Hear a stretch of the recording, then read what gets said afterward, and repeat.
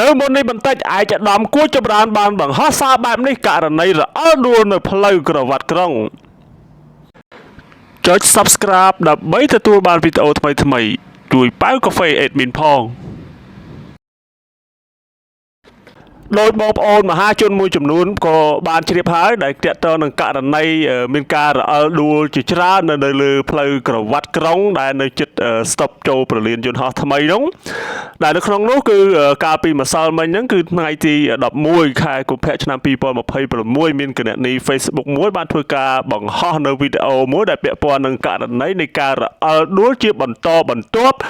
នៅលើផ្លូវក្រវ៉ាត់ក្រុងដែលនៅក្នុងនោះអមដោយចំណងជើងបែបនេះថាសូមជួយ share ផងពុកម៉ែបងប្អូនពិតជាគ្រោះថ្នាក់ខ្លាំងណាស់ទីតាំងផ្លូវក្រវ៉ាត់ក្រុងត្រង់ស្តុបចូលប្រលានយន្តហោះថ្មីល្ងាចថ្ងៃទី11ខែកុម្ភៈឆ្នាំ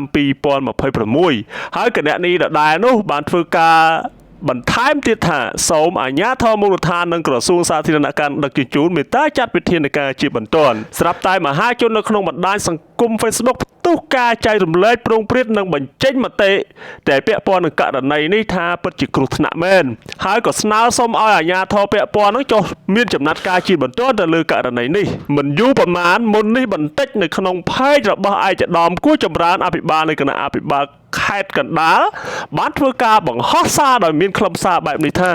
សូមគោរពរាយការណ៍ជូនឯកឧត្តមអភិបាលមេត្តាជ្រាបបន្ទាប់ពីមានបញ្ហារអិលយានជំនិះដោយសារក្អែដីខ្សាច់ប្រេងកៅស៊ូជាប់តាមកង្លានលើកំណាត់ផ្លូវមួយចំនួនតាមបណ្ដោយខ្សែក្រវ៉ាត់ក្រុងទី3មហាវិថីស៊ីស៊ីនពីងរួចមកក្រុមការងារក្រោមការចង្អុលបង្ហាញពីឯកឧត្តមរដ្ឋមន្ត្រីក្រសួងសាធារណការនិងដឹកជញ្ជូននិងឯកឧត្តមអភិបាលនៃគណៈអភិបាលខេត្តកណ្ដាលរួចមកមន្ទីរសាធារណការបានចុះពិនិត្យមើលទីតាំងកើតហេតុនិងចាត់ចែងបន្ទាន់ដើម្បីទប់ស្កាត់បន្ថយនូវហានិភ័យគ្រោះថ្នាក់តាមរយៈទី1គូសគំនូសបញ្ញាក់ស្មារតីដាក់ស្លាកសញ្ញាប្រយ័ត្នរអិលពេលភ្លៀងនិងបំពាក់ពីលើដោយភ្លើងបញ្ញាក់ស្មារតីទី2ដោះលាងដីខ្សាច់ប្រេងកៅស៊ូប្រេងម៉ាស៊ីនដែលជាប់នៅលើផ្ទៃផ្លូវ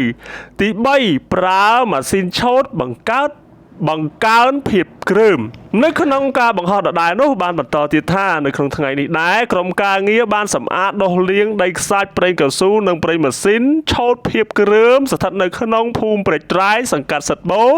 ក្រុងតាខ្មៅចន្លោះគីឡូម៉ែត្រ15+500ដល់គីឡូម៉ែត្រ16+00សូមឯកឧត្តមអភិបាលមេត្តាជ្រាបជារបាយការណ៍ដោយក្តីគោរពសូមគោរពអរគុណ2ខែ2 2026យោងតាមអ្វីដែលឯកឧត្តមគួរចម្រើនបានបង្ហោះនៅថ្ងៃនេះមានន័យថានៅថ្ងៃទី12ខែកុម្ភៈឆ្នាំ2026នេះគឺបានបញ្ជាក់ច្បាស់ហើយថាយើងមន្ត្រីជំនាញនោះគឺបានមានប្រធានការជាបន្ទាន់ហើយដែលមានការដោះលាងក៏ដូចជាបន្ថែមភាពឆ្នោតហើយនឹងដាក់ភ្លើងសញ្ញាដើម្បីបង្ហាញថាមានផ្លូវរអិលជាដើមអញ្ចឹងសង្ឃឹមថាពុកម៉ែបងប្អូនដែលធ្វើដំណើរទៅតាមផ្លូវក្រវ៉ាត់ក្រុងដល់ចំណុចដែលមានសញ្ញាដែលគេបញ្ជាក់ហ្នឹងសូមបងប្អូនសូមប្រយ័ត្នណាប្រយ័ត្នជៀសវាងនឹងការរអិលដួលជាថ្មីម្ដងទៀតសូមអរគុណចុច Subscribe ដើម្បីទទួលបានវីដេអូថ្មីៗជួយប៉ៅកាហ្វេ Admin ផង